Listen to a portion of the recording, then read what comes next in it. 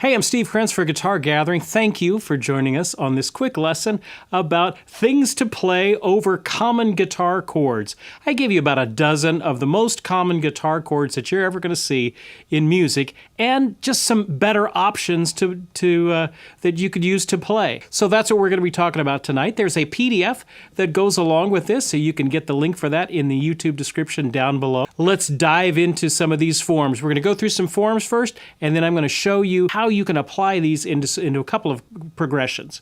So take a look at the first one. I thought we'd start off with the C, most basic of all chords there. All right, well, what is another option? Another option would be to play a C2. That substitutes perfectly over a C chord.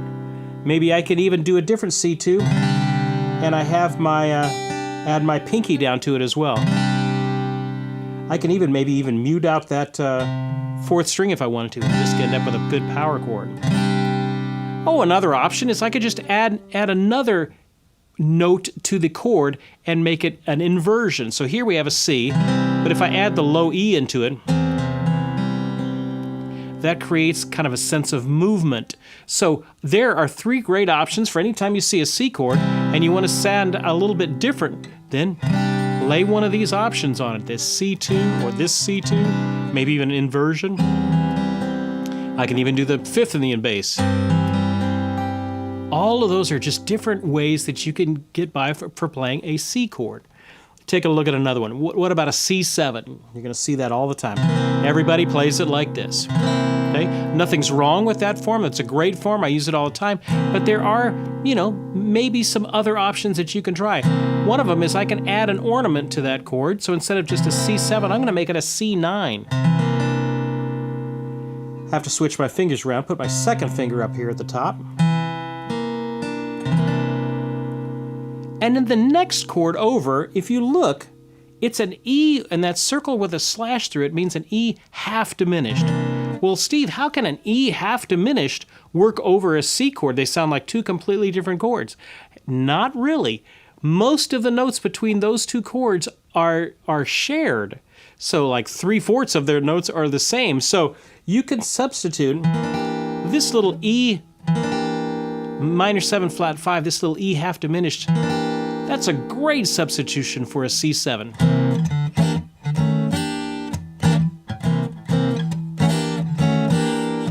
You'll see that substitution used a lot in blues and jazz, that sort of styles.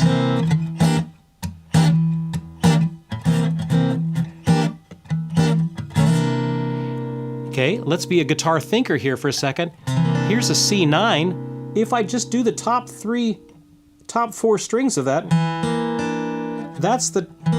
those are the shared notes with our E minor 7 flat 5, our E half diminished. And any of these chord substitutions work in other keys as well. So if I had a D7, I can substitute this F sharp half diminished, and it works great. What about a D chord? Everybody's going to be playing this D chord. All right, what are some other things you can play? Well, if I just take my second finger off, I end up with a D2. Very open sounding chord, sounds great on guitar. What else? Oh, if I switch my fingers around, I have it.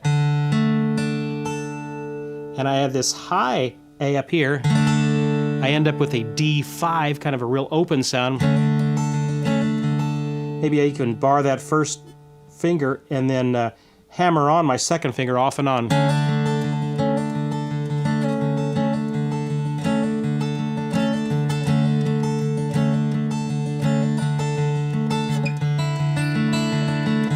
So instead of just playing a bland old D, I've got some other options. What's another thing I could do? Oh, well, maybe I could put another inversion. I could put the third in the bass. The third of a D chord is an F sharp, and here's a good little form for that.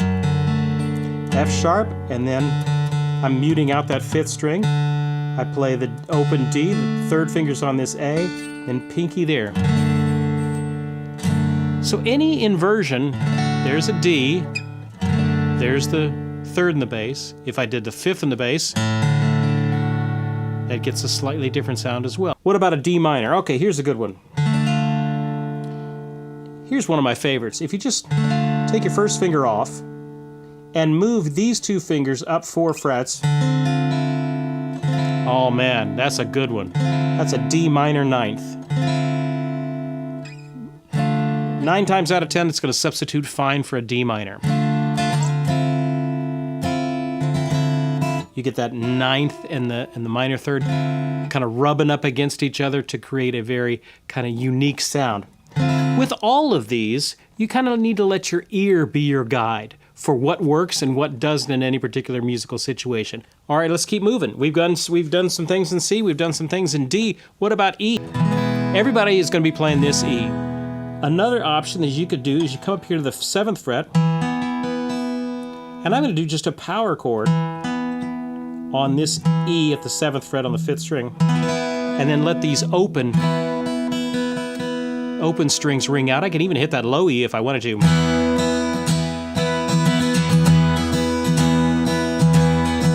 Just gets a very, if I'm playing something aggressive, that's a great sounding chord. Another option. Another thing is we talked about adding an ornament to the chords, adding another note to the chord. Well, instead of an E, I could do an E2. That one requires a little bit of a stretch. Not a little bit of a stretch, a big stretch. If you're not used to it. Second finger here, pinky there on that F sharp, and then first finger back here on that.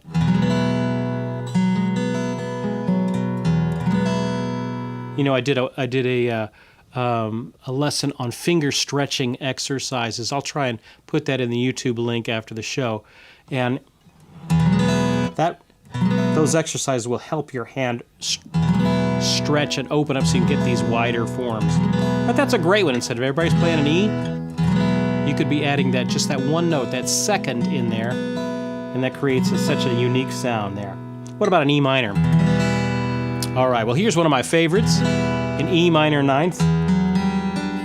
It's like a C chord, but you take your 3rd finger off, and you move up 2 frets, you hit that low E, and then I'm just going to hit the 4th, the 3rd, and the 2nd string. I could even add that open E if I wanted to.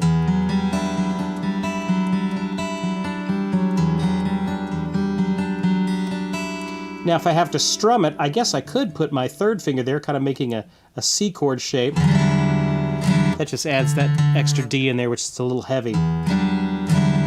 So I like doing it without it. You can even slide up to it.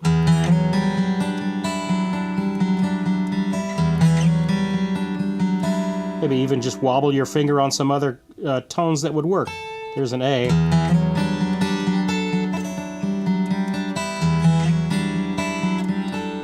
I've already got such a much more unique and interesting sound on the guitar than just a regular E minor. So, what are some other options? Oh, well, I could do this. It's kind of like a B minor 7th shape, but if I put my pinky instead of the 3rd finger there, I end up with this. Another E minor 9th. I'm adding that ornament of the 9th on it. At least you can almost always do this one.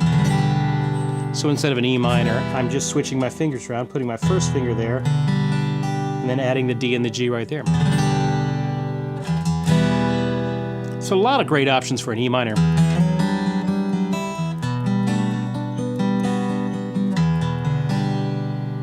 Oh, these are great. F chord. A big old bar F. It doesn't sound particularly great on guitar with all that bar there. We like open strings on a guitar, so that big F. It's hard to play, and it doesn't particularly sound good even at its best. So what else could we do? Well, we could add the 2nd and make it an F2. Maybe I can even add that 2nd note, which is that G, with my pinky right here on that 1st string.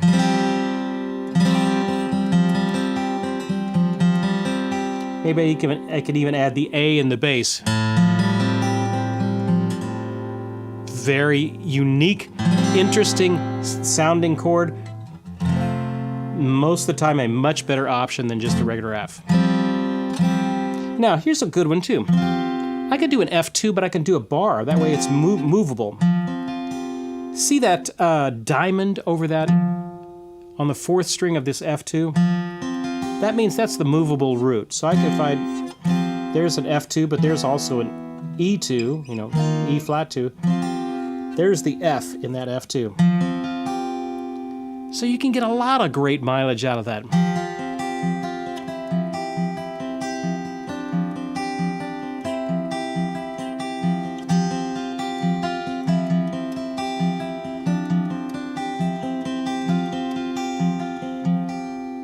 Oh, beautiful.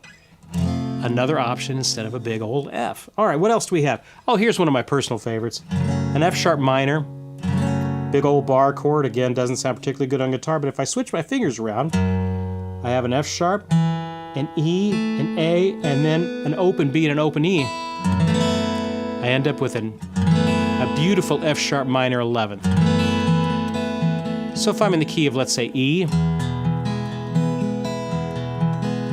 going to an F sharp minor, I can turn that into maybe an E2 to an F sharp minor 11th.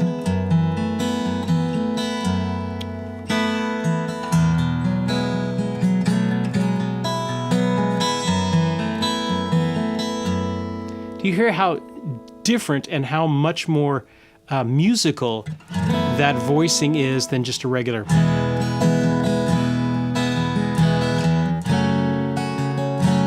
It just sounds better on guitar. It's a great sounding voicing on guitar. What about G? Let's do some Gs. Okay, here's a G. And there's the G. That's the G everybody's going to play. And I'm not saying this is wrong. This is perfectly right. I'm just saying it's good to know a few other ones, and there are some that are going to sound great. I can do, if I switch my fingers around, I can add that A, which is the 2nd note, and I end up with this G2. I can even maybe add my pinky down there. Maybe I could do a G with a B in the bass, which is an inversion. Now some of you may be saying, hey Steve, I thought you said that was an E minor 7th. Well, it is an E minor 7th when you have that low E in it. But if I don't have that low E in it, then it works perfectly well as a G with a B in the bass. Here's a good one. This G right here doesn't have any 3rd in it. Almost would be like a G power chord. If I'm doing anything fast, anything kind of punchy, I'm going to use that G rather than this G, which has all of these 3rds in it. Sounds sweet. This sounds a little bit more edgy.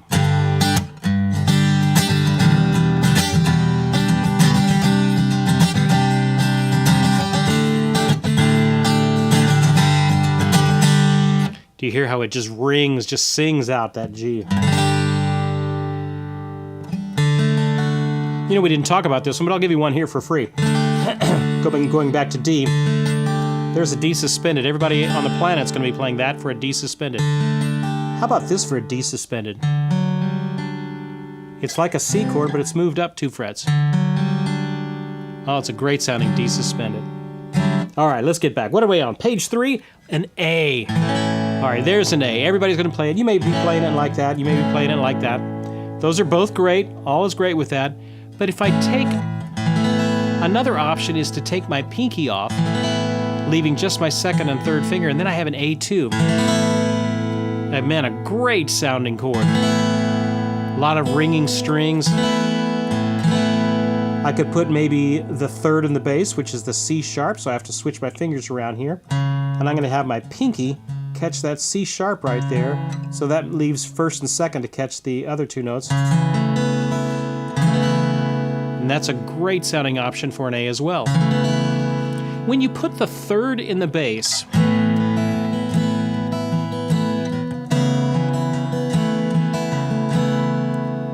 do you see how that wants to lift up to maybe this note? When I put the 3rd, that almost has a feeling like it wants to move. Here's another one. If I take the bottom half of an F chord and just scoot it up to an A at the 5th fret, and then leave the 2nd and 1st string open, I end up with a beautiful A2. These are called shape chords. We did a whole lesson way back when on shape chords. A lot of fun stuff you can do with shape chords by just moving that shape around. So some great options for an A. What about an A minor? Well, here's one. Hey, if I just take my first finger off, I'm back to that A2 again, which just takes the third out, which is a very open sound, so it's neither major or minor, so it works as a substitution for both. So if I have my progression,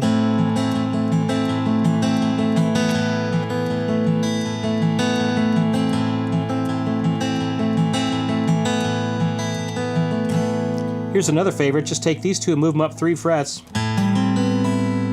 to the 5th fret. 5th position, you get this beautiful A minor 9th.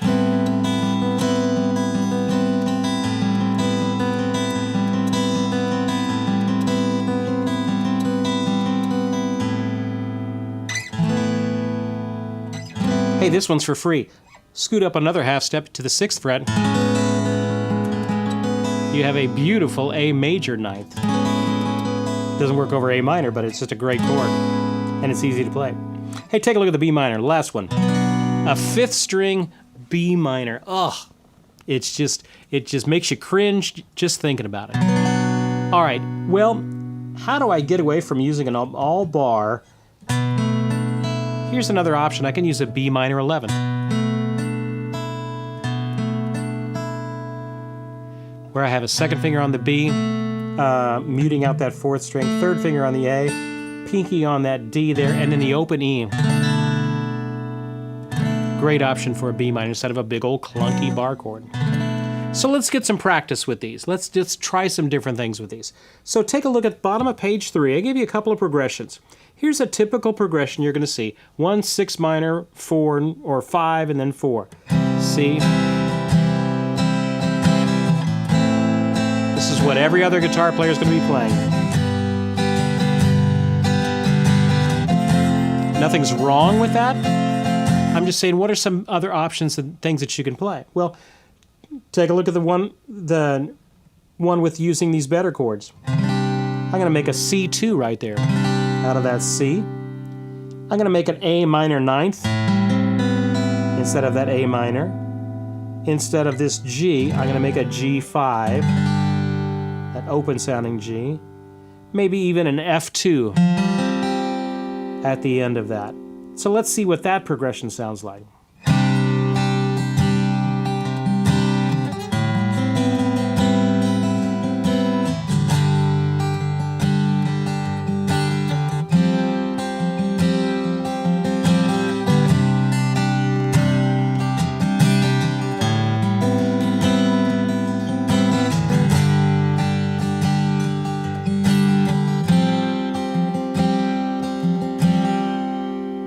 See how much more connected that progression sounds than our original? Here was the original.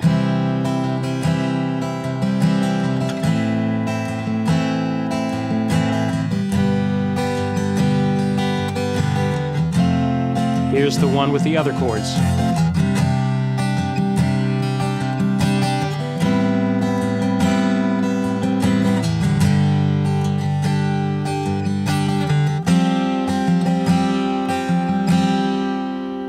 There you go. All right, let's flip the page. I got one more example for you. All right, what do we have here? I got a C, I got an F, C, an F, a G, and a C. All right, fine, but it's kind of bland. And it's a long time to stay on these chords.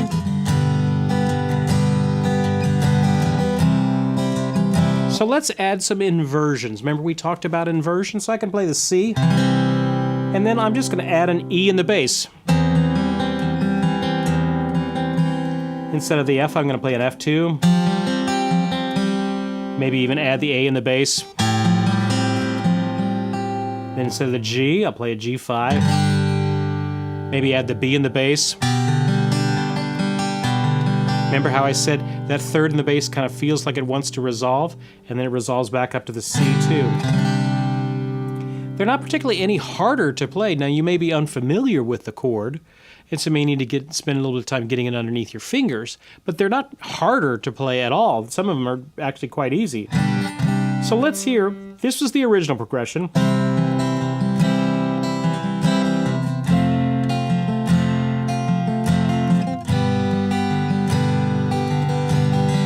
And here's with our chord substitutions.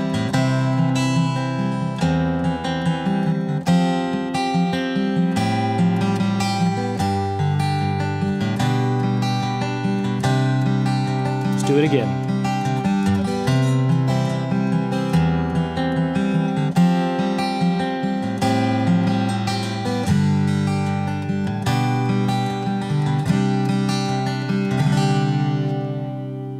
It just livens up the sound, and it gives you some different options to play. So I threw about a dozen different chords at you there, and even more of options that you can play for those. And just learning what's on those 3 or 4 pages, that will really kick up your chord knowledge of how to move around there on the guitar with some of the best sounding chords on guitar. Now, if you want to learn more about this, I did a whole fretboard workout series on this called the money chords. These are the chords that sound particularly good on guitar. These are the money chords. And I did a whole series on this. So if you're interested in learning more about these types of chord substitutions and these types of voicings, the ones that you're hearing on the radio for these intros to these songs and things like that, they're using these exact types of inversions and things like that. I did a whole fretboard workout series on that called the money chords. If you're interested, check it out. The link is in the YouTube description down below. There you go. I hope you've enjoyed learning all this sort of stuff. It's a privilege getting to help you out in this way. Hey, I'm Steve Krenz for Guitar Gathering. Thanks for joining us, and we'll see you next time.